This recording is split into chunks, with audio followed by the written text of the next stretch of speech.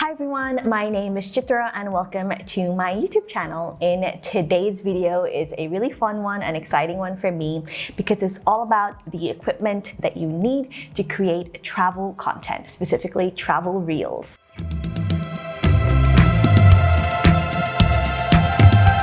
Now, whether you are creating travel reels for Instagram, you're trying to become a travel creator, a full-time creator or a part-time creator, or you're just creating some fun videos that you want to share with friends and family, this video is going to be perfect for you. There are going to be 5 items in my list, and note that you don't have to have all of them.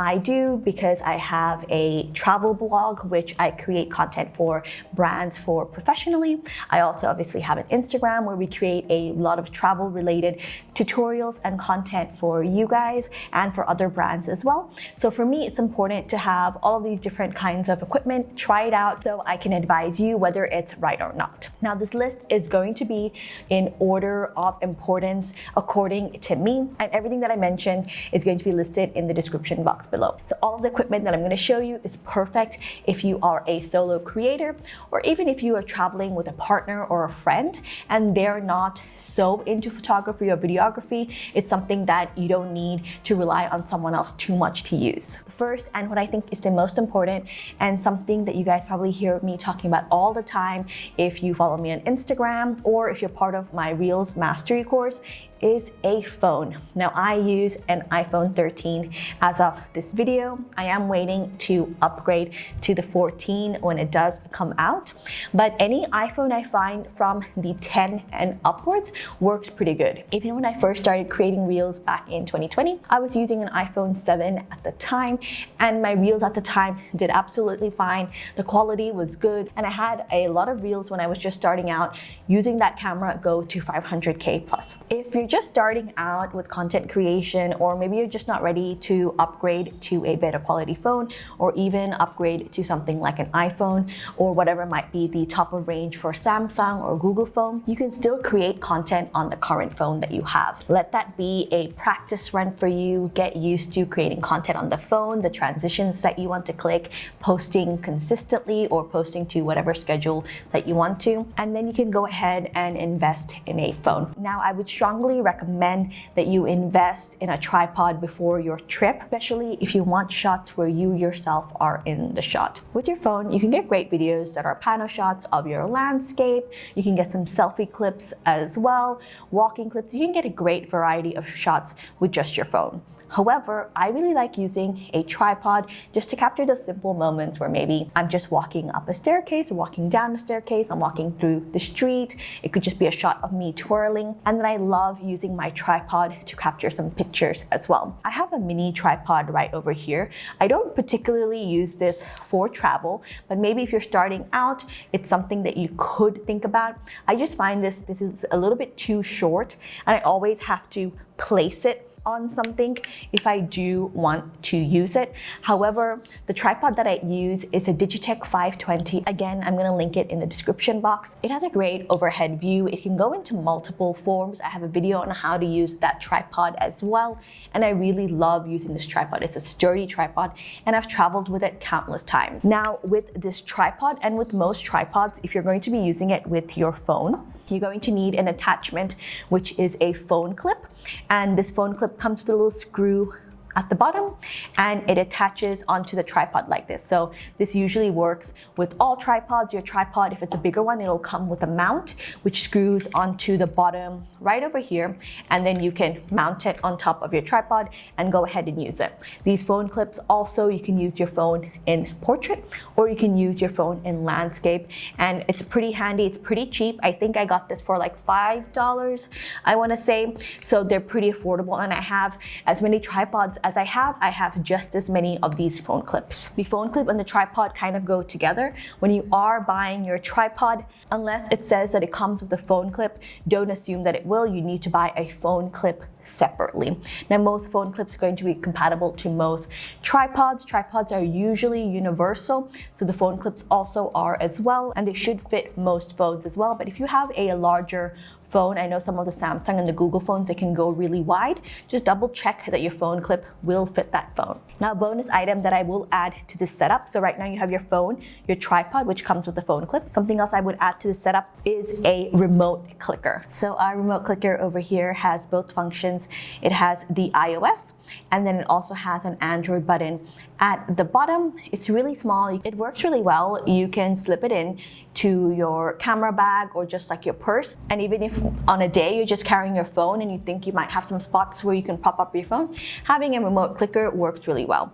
Now, I know on the iPhone you can have a timer, but remember right now the function is that it's a 10-second or a 30-second timer, I believe it is, and you have to press the timer each time, and you can't just continuously click photos. And this is where the remote clicker comes in handy. You can walk a pretty far distance, have this clicker, and just click your photos. And I'm clicking photos where maybe like I'm turning, or there is a background and I want to capture the shot of maybe my dress or a walking shot. I love using this even just to capture some videos where I want to start and stop the video. This also makes a really, really good option. This just makes the content creation process, again, like with your tripod, just a little bit easier. You don't have to keep running back to your tripod and clicking the button. You'd have to take a video and then capturing screenshots from it for your photos. You don't have to have anyone else pressing the trigger button for it. You just kind of hold it in your hand like this, and then you can just click as you go. So the phone clip is a must with the tripod, and the clicker is a really, really, really good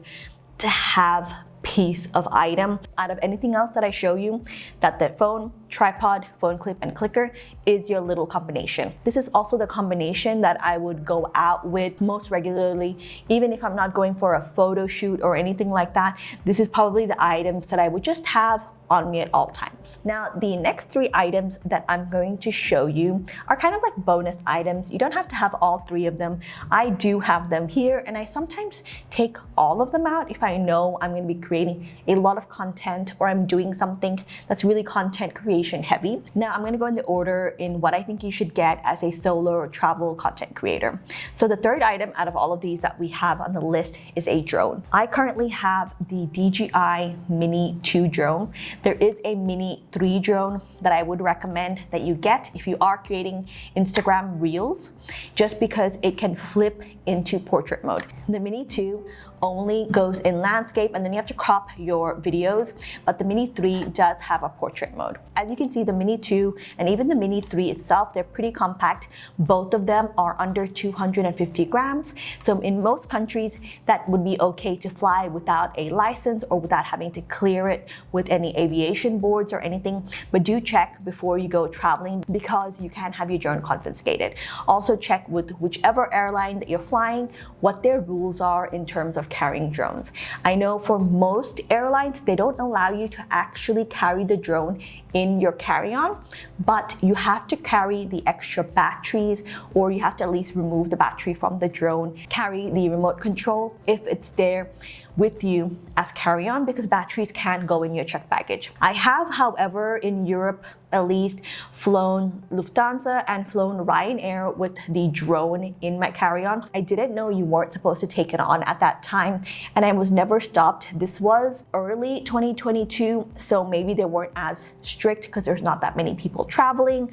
There's less people at the airports and stuff, that they didn't check as much, but do check what your rules are. When I travel internationally, I do make sure to put my drone in my checked-in bag. The battery and the remote control will come in my carry-on. So like I said, the drone itself is not that big. It's pretty tiny, especially when you have it folded up. When you're going to fly the drone, it expands out like this.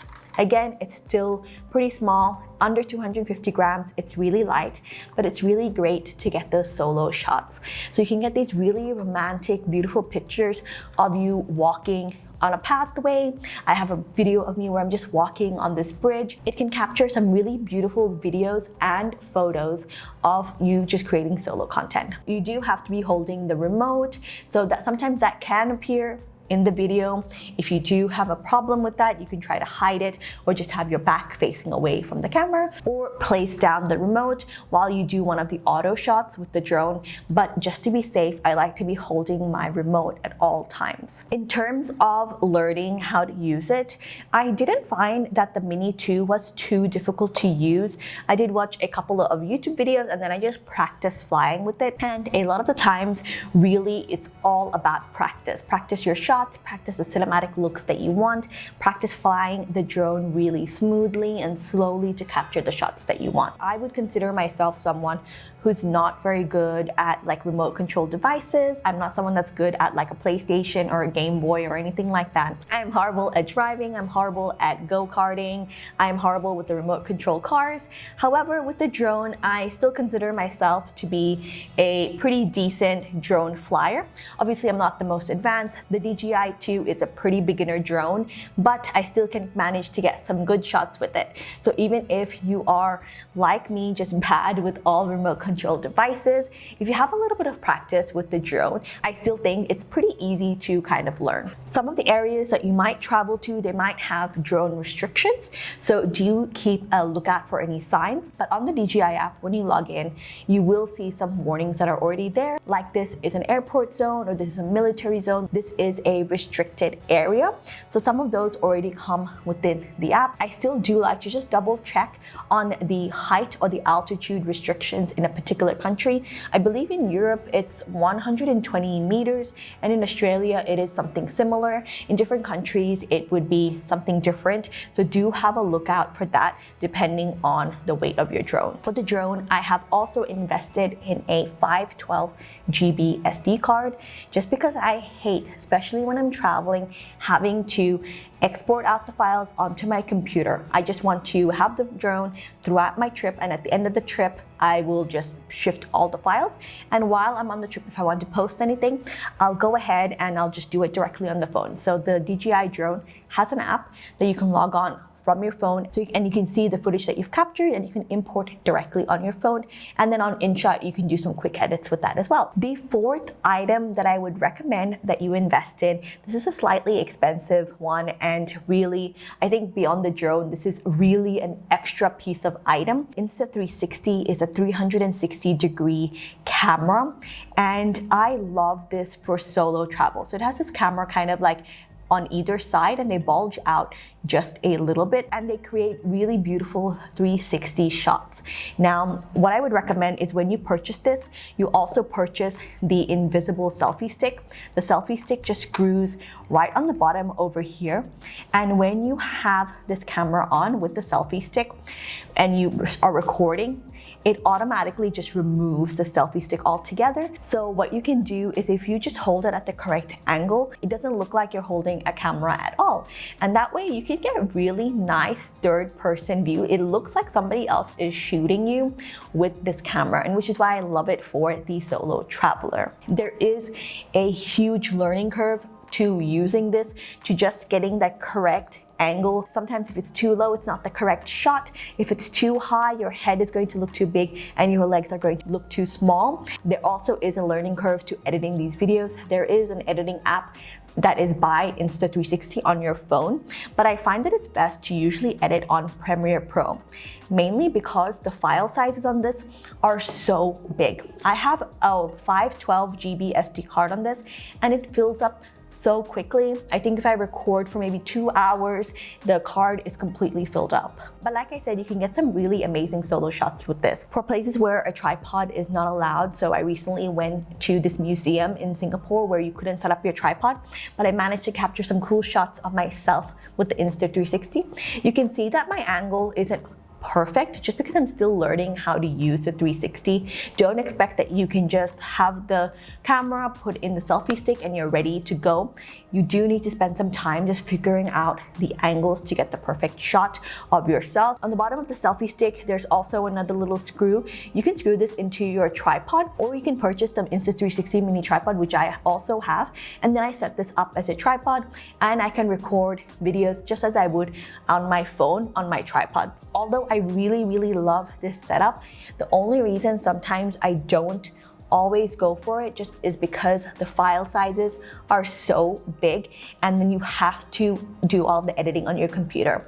With my content creation, because it is a side hustle for me, it's not my full-time job, and I already have 2 full-time jobs, I do find it a little bit cumbersome to be editing on my computer, and I love to edit on my phone. Everything I'm editing on my phone, and just because these files are so big, it's really hard to edit them on your phone. The last thing I would recommend to you as a solo traveler is a DJI phone gimbal. I currently use version 4 and version 5, and basically what a gimbal is that it's a stabilizer. Like I said, on your phone there's going to be some kind of auto stabilization that's already built in, but with the gimbal you can have some extra stabilization. So this is perfect if you are on an ATV, or maybe you're hiking and you're going to be walking around a lot. It's also really good if you just have a lot of movement that's happening. So I use this a lot when I'm doing hotel room tours, just to get that really smooth footage of everything that's in the room. I currently have right here the OM5, and one thing that I really like about it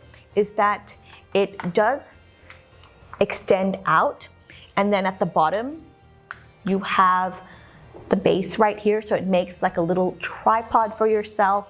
So instead of having a mini tripod, you could have something like this, and this is just something a little bit extra that if you want any kind of shot. I usually do hand hold it for most of my shots, but sometimes if I want something that's a little bit further away, I will extend this out and have this out as I'm on the ATV or as I'm hiking or whatever that may be. The gimbal will also come with this phone clip right over here, and this just clips on at the back of your phone, and this is actually a magnet right over here, and it just snaps right onto the top over here. I have found that it is pretty secure. Have been on a snowmobile with this as well, with just the magnetic closure, and it has stayed on perfectly. It has not shifted. It also folds up pretty small as well.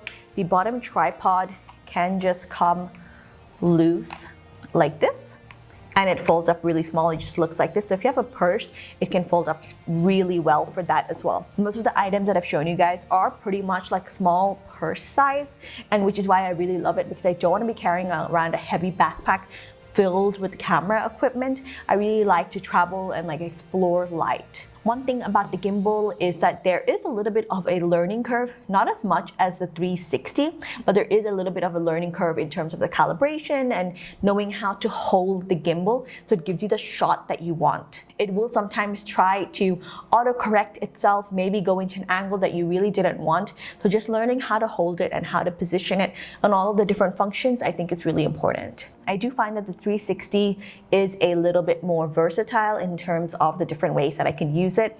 I would carry the 360 around more than I would carry the gimbal. The gimbal, you do need to calibrate it every time you're attaching your phone on. It has a little bit extra time that it takes, which is why it's not a favorite for me, but I still do take it on mostly all of my trips, especially when I have to do a hotel room tour. Usually if I'm doing an adventure activity, now that I have the 360, I would carry around a 360. Just a side note, if maybe you are going to be doing a lot of adventure sports or activities and you don't really want to invest in the 360, something you can also look into is a GoPro 10. Usually when we go to any kind of water activities, the GoPro is the preferred choice. There you have it. That is all of the equipment that I take with me when I am going on a trip. Feel free to leave some of these out depending on what kind of trip you are going on and what kind of content that you have to create. I love traveling with my full kit just because I do create content either as a side hustle or as part of my business right over here, where I give you guys tutorials on travel reels as well. So it's important for me to carry a full kit. I hope you guys enjoyed this video and hope you guys got a little bit more of understanding on what you should carry with you on a trip, especially if you are traveling solo. I will see you guys next time.